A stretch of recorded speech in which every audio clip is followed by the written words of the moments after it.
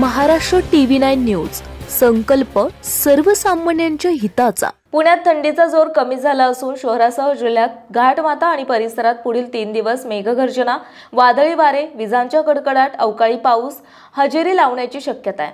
थंडीच्या दिवसांमध्ये पुणेकरांना रेनकोट सोबत ठेवावा लागणार आहे. पुण्यात पुढील 2 दिवस पावसाची शक्यता आहे. पुण्यात पुढील 2 दिवस मेघगर्जना आणि वादळी वाऱ्यांसह पावसाची शक्यता पुणे वेधशाळेने वर्तवली आहे.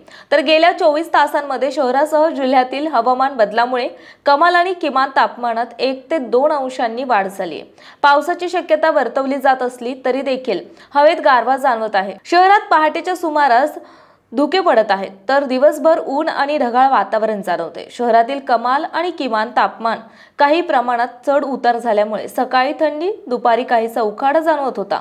आज पुणे शहर आणि जिल्हा घाट परिसरात मेघगर्जना आणि विजांच्या कडकडाटासह हलका ते मध्यम पाऊस पडण्याची शक्यता पुणे वेधशाळेने वर्तवली आहे.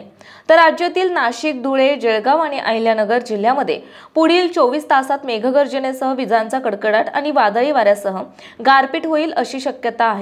या जिल्ह्यांना ऑरेंज अलर्ट देण्यात आलाय.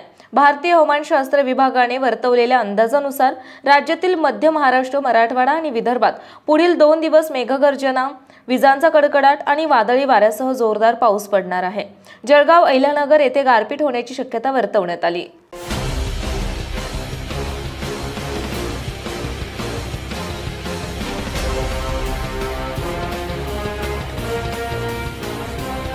Maharashtra TV 9 news. संकल्प सर्वसामान्यांच्या हिताचा.